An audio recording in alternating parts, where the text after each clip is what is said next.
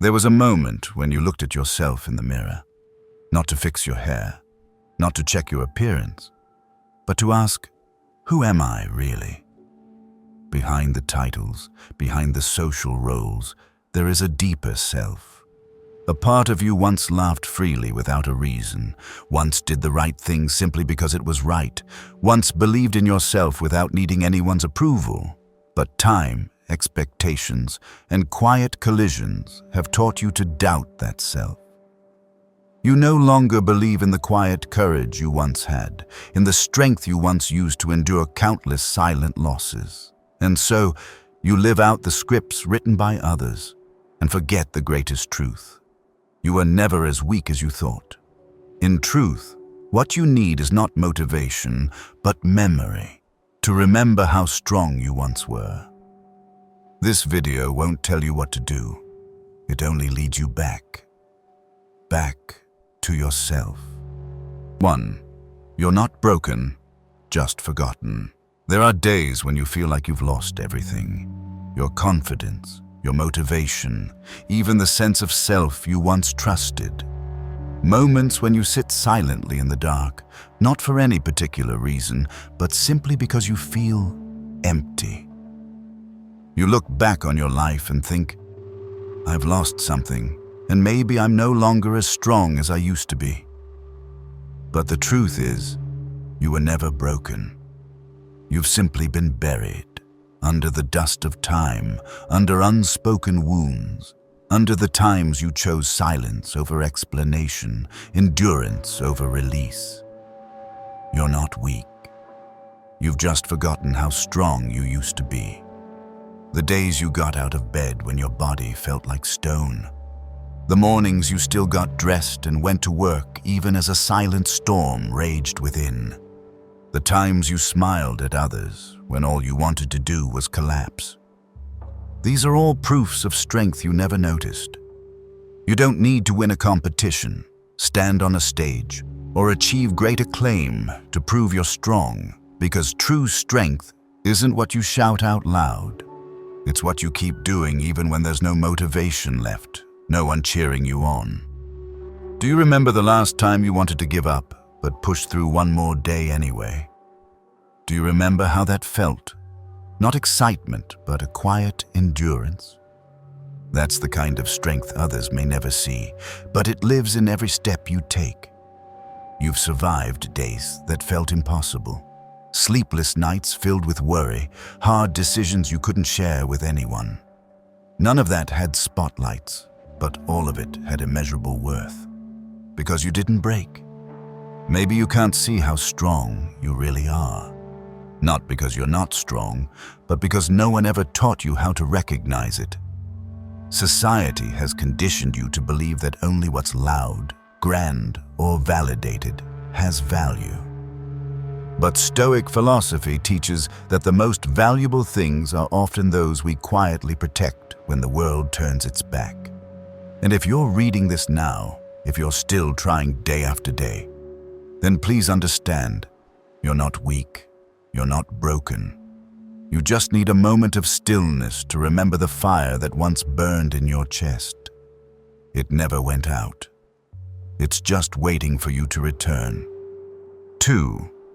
Doubt doesn't come from truth, it comes from habit. You weren't born with self-doubt. You didn't enter this world afraid you weren't good enough, smart enough, or worthy. Think back to childhood, how you ran without hesitation, asked endless questions, created without needing permission. As a child, you believed everything was possible, and you believed in yourself as naturally as breathing. But somewhere along the way, you began to absorb unspoken messages. Don't dream too big. Be careful or you'll fail. Don't make a fool of yourself.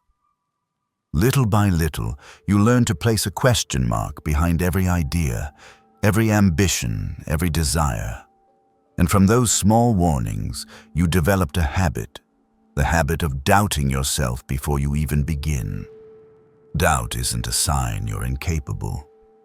It's the consequence of hearing the same type of message over and over again. That you should be cautious, step back, wait until you're sure. But the truth is, certainty never really comes. Anyone who's ever created something meaningful has done so in uncertainty, in fear, in moments of unpreparedness. You're not lacking. You've just grown used to underestimating yourself as a survival mechanism. Eventually, you lose sight of what's true and what's just the echo of past experiences. You're not stopping because you're powerless. You're stopping because your mind has learned to warn you every time you step outside your comfort zone. Stoic philosophy doesn't teach us to deny emotion or to force ourselves into being fearless. It teaches us to observe our thoughts, to question them, to separate assumption from reality. Marcus Aurelius once wrote, "You have power over your mind, not outside events." That means you can choose how to respond. You can choose how to think. Every time a negative thought appears, "I'm not good enough. I'm bound to fail." Stop and ask, who said that? Where's the proof? Is this truth or just a replay from the past? The answers won't come immediately, but the moment you start asking is the moment you begin to wake up. You're breaking the cycle. Doubt may never disappear completely, but it loses its grip when you no longer blindly trust it. Like a wave, it may rise, but if you stay grounded instead of panicking, it will pass without sweeping you away. And with each time that happens, you'll remember, you are not ruled by fear. You're simply influenced by thought patterns that have never been questioned. But even the deepest habit can be changed, with awareness, with choice, and with small daily actions that lead you back to yourself. 3. Comparison is the thief of peace. You don't need anyone to remind you that you're comparing yourself to others. Sometimes it happens as quietly as your breath. You scroll through social media, see someone succeed, see them happy, see them achieving something you don't yet have, and an unnamed feeling begins to grow inside. The feeling that you're falling behind, that you're being left out, that your life somehow seems smaller. No one taught you how to compare, but somewhere along the way, you absorbed the message that your worth depends on where you stand relative to others. And so, you began to view your life as a race, where success is no longer measured by inner growth, but by a finish line set by the outside world. The danger lies in this. You never truly know what others carry behind their smiles, what they've traded to gain what you see. Yet you continue to measure your raw, honest, tangled life against their curated, edited, and staged moments. You take their best snapshots and compare them to your messiest parts and conclude that you're not enough. And in doing so, you lose gratitude, lose connection with yourself, and lose the peace you once had. Comparison doesn't just rob joy. It steals your ability to see your own worth, making you feel constantly inadequate, undeserving, or behind. Stoic philosophy doesn't promote apathy or surrender, but emphasizes one core idea. You should only concern yourself with what's within your control. Epictetus once said, "Do not tie your self-worth to things beyond your control, especially not the success of others." That means when you use someone else's pace as the measure for your own path, you're handing over the steering wheel of your emotions and direction to something you cannot influence, and that will never bring peace. The truth is, everyone has their own rhythm, their own season to bloom, their own stretch of road where they stumble and rise. The bamboo spends years developing roots, but once it rises, it grows taller and stronger than most trees. You're not slow. You're growing in the way that's right for you. What you need isn't to speed up to catch someone else, but to pause long enough to realize you're not in a race with anyone. You're on a path that has no copy, and peace will only return when you stop looking outward and start asking, "What did I learn today?" instead of, "Who am I losing to now?" 4. Real strength needs no proof. There's something curious you'll notice when you observe those who are truly grounded in life. They're not loud, not eager to speak in every conversation, not in need of telling stories of pain or triumph just to be seen. They live slowly, calmly, and with intention. Not because they have nothing to say, but because they don't need to say much to be valid. They don't need to prove they're strong, because they understand that true strength doesn't lie in performance, but in presence. Not in being seen, but in knowing who they are when no one is watching. In a world that favors spectacle, it's easy to believe that strength means doing something bold, speaking louder, standing out more. But in reality, the less you feel the need to prove anything, the closer you are to inner steadiness. Marcus Aurelius once wrote, "Be like the rock that the waves keep crashing over. It stands unmoved, and the raging of the sea falls still around it." That is the symbol of Stoic strength. Not reaction, but the ability to remain rooted through the storm, not needing to shout, "I'm okay," but simply continuing on, retaining your dignity in silence. Think back to the hardest moments in your life, when you endured quietly with no one knowing, when you did the right thing without thanks, when you swallowed your tears and still offered a smile. It was in those moments that your real strength was forged. These aren't the things you list on a resume or post on social media, but they are the core of who you are. The unseen choices, the silent decisions, the times you chose dignity over impulse, that is real strength. True strength isn't in a rush. It doesn't beg for agreement, chase applause, or fear judgment. It's quiet but unwavering, not easily swayed by fleeting chaos. And most importantly, it doesn't need to conquer others. It only asks that you conquer yourself. Your anger when insulted, your panic in failure, your ego when pride is wounded. That kind of strength can't be bought, labeled, or borrowed. It is built day by day, choice by choice, in silence. You don't need to become a hero to be strong. You only need to remain honest when no one's watching, kind when the world grows cold, and steady when everything around you turns to noise. When you no longer feel the need to prove anything, that's when you have everything. Because the truly strong are not those who declare who they are, but those who always know it. 5. Discipline is an act of self-respect. When people think of discipline, many immediately picture restriction, pressure, or rigid structures that strip away personal freedom. But Stoic philosophy holds a different view. Discipline is not punishment, it is the highest expression of self-respect. You don't maintain good habits for others. You don't wake up early, eat clean, study, or train daily to post about it on social media. You do these things because you know a life of depth and dignity must be built through intentional action. And discipline is the silent promise you make to yourself. I deserve a better life, and I won't stand aside from it. You can't control every event in life, but you can always control how you respond. Discipline is what helps you respond calmly instead of reacting impulsively. When the world around you is in chaos, when emotions surge and motivation vanishes, it is discipline that keeps you grounded. It's like a deep breath in panic, like a rope that anchors you when everything else slips away. If you wait for inspiration before acting, you will live at the mercy of your emotions. But if you have discipline, you act even without motivation, and that is the true expression of inner strength. Aristotle once said, "We are what we repeatedly do. Therefore, excellence is not an act, but a habit."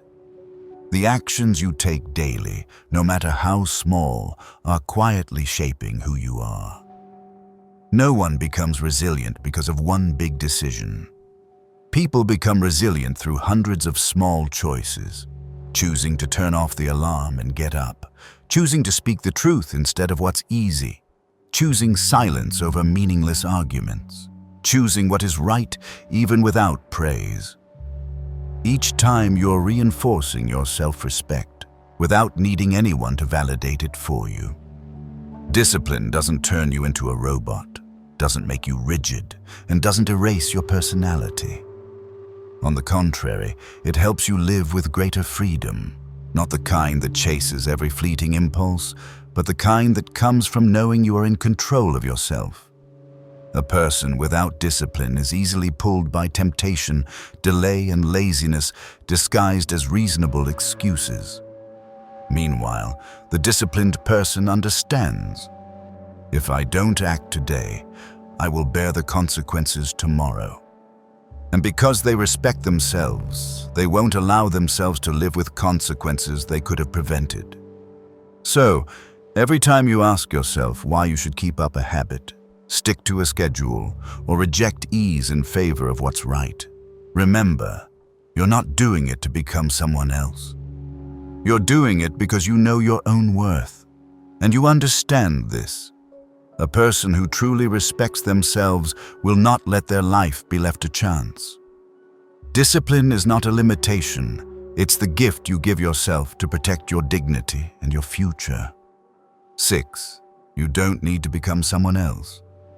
You're returning to yourself. There's a simple truth that's often forgotten. You don't need to become someone else to be worthy of a meaningful life. The modern world makes it easy to confuse growth with imitation. You're surrounded by models of success, by invisible standards, by constant advice telling you to be this kind of person or act that way.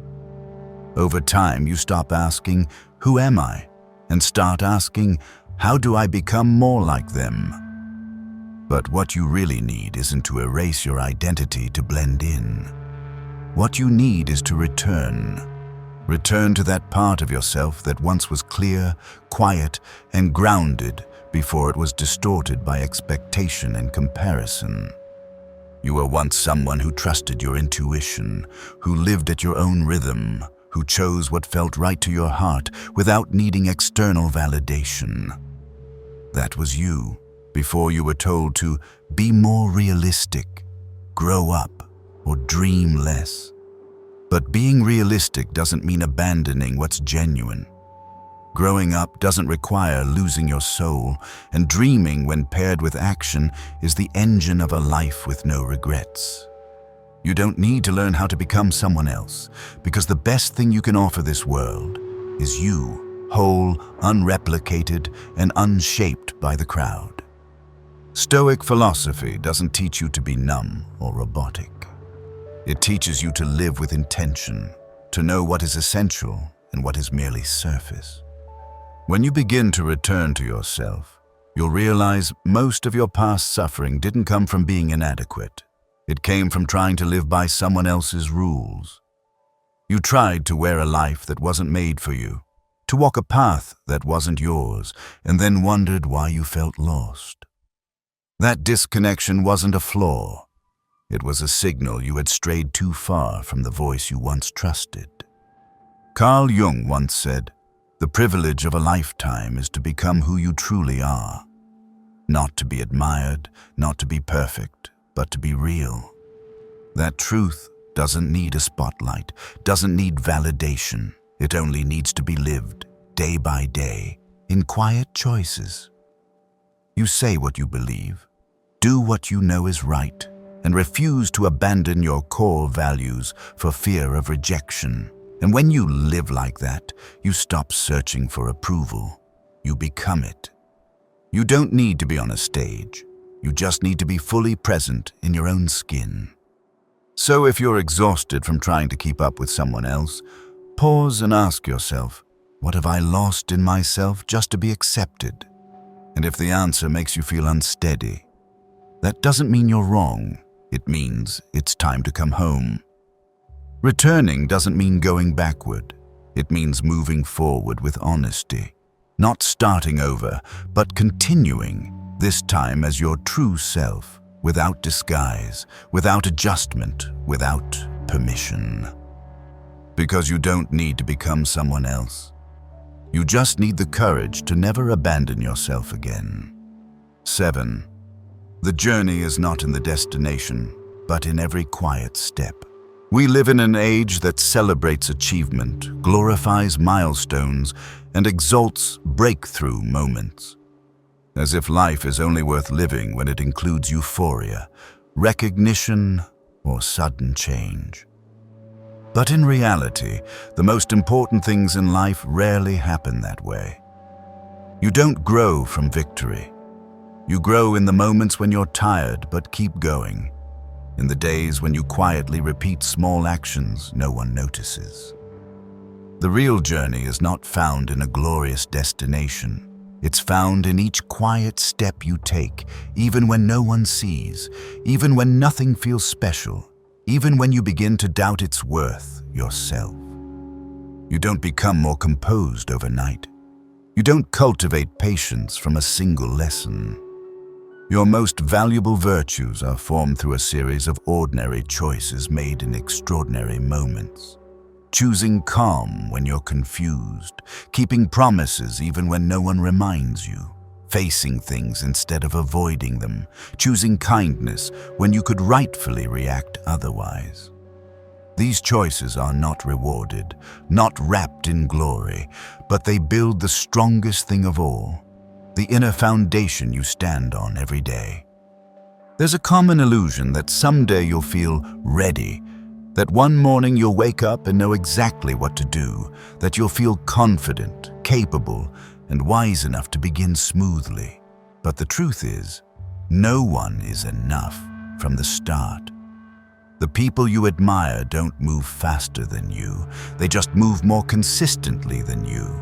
They understand it's not inspiration, but repetition that creates transformation. And that only happens when you begin with the smallest things, repeat them quietly, expecting no immediate reward. Stoic philosophy doesn't speak of glorious victories or dramatic upheavals. It speaks of the moments you face yourself and choose what is right, even when it's uncomfortable. It teaches that each day is a silent battle, with old habits, with delay, with fear and inner judgment. And in those battles, if you win just once, even if it's getting up on time, writing a short journal entry, staying silent when you want to argue, you've already created a shift. Do not underestimate the power of a small step. A mountain climber doesn't reach the summit in one giant leap, but through thousands of small steps in the same direction. If you feel like you haven't arrived anywhere, ask yourself, are you still heading the right way? And if the answer is yes, don't panic. Keep walking. Because the journey is never one bright moment. It's a string of quiet, patient, honest moments. In that space, you don't need to rush toward the finish. You just need to keep your pace. And that in itself is a victory. 8. You are not the result. You are the effort. We've been conditioned to view life through the lens of results. How much money you make, how many admire you, how many goals you've completed. From a young age, you were praised for high grades, recognized for awards, celebrated for achievements others could see. Gradually, you learn to equate your worth with what you accomplish. So, with just one failure, you begin to doubt your entire self. When what you do doesn't succeed, you're not just disappointed in the outcome, you're disappointed in who you are. You forget that behind every failed attempt is a self still trying, a heart still beating with persistence. The truth is, results do not fully reflect who you are. Results are a narrow slice, products of many variables, including things beyond your control, timing, environment, luck, bias. But effort always belongs to you. Effort is what you choose each day, what you do even knowing it might go unnoticed. And that effort, more than anything, reveals your character. Stoic philosophy doesn't teach you to win. It teaches you to do what is right, regardless of the outcome. Because to live with dignity is not to live only in success, but to live with integrity even in failure. You cannot control whether others understand you, whether the world receives what you give. But you can always control one thing, whether you give fully. Every time you choose honesty over approval, persistence over giving up, values over short-term gains, you're proving something far deeper than any achievement. You're living truthfully, and that, though quiet, is the strongest foundation you can build for your life. Marcus Aurelius once wrote, "Attach yourself to what you do, not to the outcome, because the outcome is beyond your control." When you understand this, you stop letting your emotions rise and fall with praise or criticism. You stop measuring your worth by a single success or failure. You begin to see yourself as a blacksmith, striking the hot iron each day, not to create a masterpiece immediately, but to strengthen your hands, to train your mind. And one day your work will resonate, not because it's praised, but because you've long been the kind of person who deserves it. You are not a final product.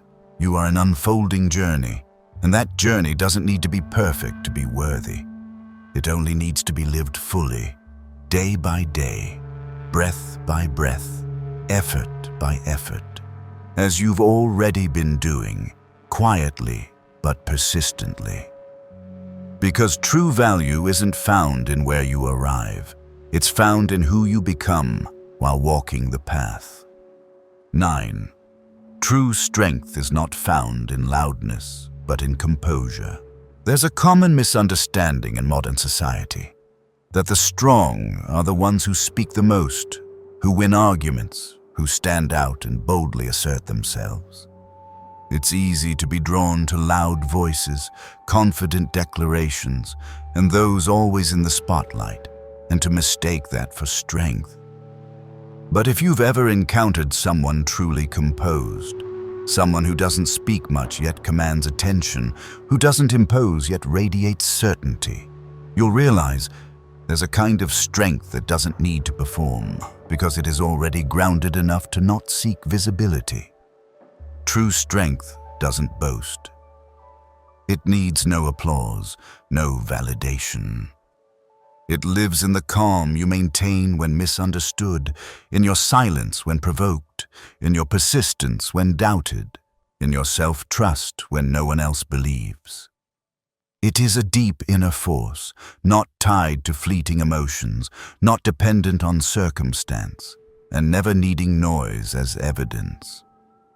The truly strong know when to speak, and more importantly, when not to. They don't react by instinct but respond with maturity. They don't seek to dominate, but to remain balanced.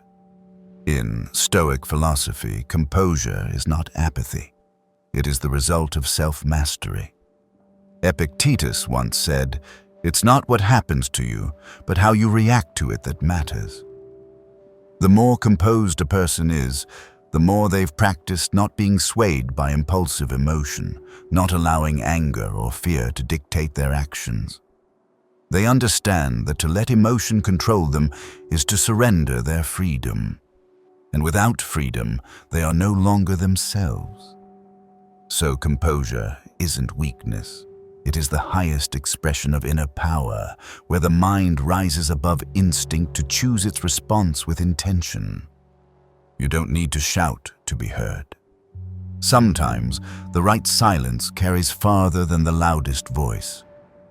A person who stays composed when hurt, who maintains respect for others even when insulted, who stays the course while being pulled back, that person holds a kind of power no weapon can break. Because they're not fighting to defeat others, they are quietly winning over themselves. And you too have had moments like these. Moments when you swallowed your anger to protect a relationship. When you walked away instead of staying to argue. When you made a decision no one needed to know about, but you knew that turning back would cost you your integrity. That is strength, not found in volume, but in clarity of values. not in display, but in the courage to hold fast to what matters, even without support. Don't confuse loudness with power, because the louder someone needs to be, the more it reveals their lack of certainty within. But you, if you are steady, if you are quiet, if you are clear, then trust this. You don't need to say a word. Your presence is already a complete declaration. 10. Courage is not the absence of fear, but the choice to move despite it. You may have once believed that courage means having no fear, that it belongs to those who face risk with absolute confidence, who always know what they're doing, who never tremble before a big decision. But the truth is, no one is completely fearless. The most courageous people are often the ones who have felt the most uncertain.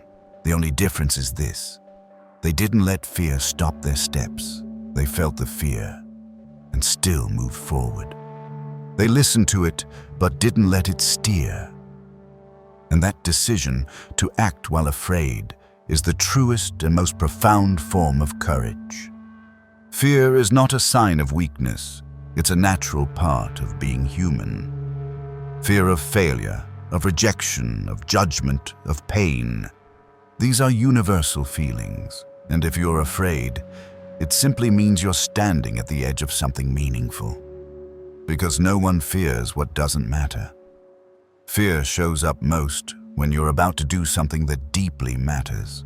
Stepping into a new job, leaving a relationship that no longer fits, speaking a truth long buried, or simply starting over. So if you feel fear, it's not time to stop. It's time to listen and keep going, carefully, but going nonetheless. Carl Jung once said, "Where your fear is, there lies your task." Meaning the very thing that makes your hands shake is likely the thing you must face. These fears are the gates to growth, to deeper strength, to the freedom you've long searched for, but you'll never know what lies beyond if you let fear hold you still. Most fears don't come from the reality itself. They come from the stories you tell yourself. You imagine worst-case scenarios. You anticipate failure. You replay past memories and let them script your present. But action is often simpler than imagination. The actual step is always smaller than your fear of it. Stoic philosophy doesn't teach you to erase fear entirely. It teaches you to see it with clarity. Marcus Aurelius once wrote, "Ask yourself, what is the worst that can happen? And if it does, can I endure it?" Most of what you fear is not life-threatening. It merely bruises the ego, causes discomfort, or requires you to begin again. But you've started before, and you're still here, still standing, still moving. That means you're stronger than you think. Courage isn't about giant leaps. Sometimes, courage is getting out of bed when you have no energy. It's answering the call you dread. It's sending the email you've rewritten for a week. It's staying quiet when you want to yell, or speaking up when others want you silent. These are small acts, but they all share one thing. You did what was right, even while afraid. And those choices, that's what defines who you are. You don't need to wait until the fear is gone to begin. That day will never come. But the good news is, you don't have to wait. You can act while your heart is still racing, while your hands still tremble, while your mind is full of doubt. Because you are not your fleeting emotions. You are the one who chooses. And if you keep choosing to act despite fear, you will begin to build a new identity. One not led by emotion, but formed by will and resolve. Remember the times you did something despite being afraid. You moved and realized fear didn't vanish, but it shrank. Because the truth is, fear doesn't grow when you face it. It grows when you retreat. The more you run, the more it chases. But when you walk toward it, you'll see. It's just a shadow, stretched and exaggerated. And beyond that shadow lies something unexpected, relief, freedom, and a quiet confidence. I did it. So, next time fear arises, don't turn away too quickly. Take a breath. Step back in your mind. Ask yourself, what if I acted anyway? Then act. Not to prove anything to anyone, but so you can look back and smile at yourself. I didn't need to be unafraid to move forward. I just needed the courage not to stay still. And sometimes that's enough to change an entire life. I don't write these words as someone who has overcome everything, but as someone still learning how to live truthfully with myself. I used to think I had to become like someone else, to achieve something grand, in order to be recognized, to feel worthy. But the more I chased external standards, the more empty and lost I felt. It took me a long time to begin to understand that what I was searching for wasn't somewhere out there. It had always been within me, in the moments I didn't give up, in the quiet mornings I started again, in the silent choices made with self-respect. To me, Stoic philosophy isn't something to read for inspiration. It's a way of life that helps me stay grounded through turbulent days. I've learned to stop seeking approval and start living by what I know is right. I've learned to respect my own efforts, even when no one sees them. And most importantly, I've learned to keep going even while afraid, because now I know. Courage isn't the absence of fear. It's refusing to abandon yourself in the very moment you're most afraid. Every step you take, every choice you make, no matter how small, no matter who sees, is quietly building a stronger version of yourself day by day.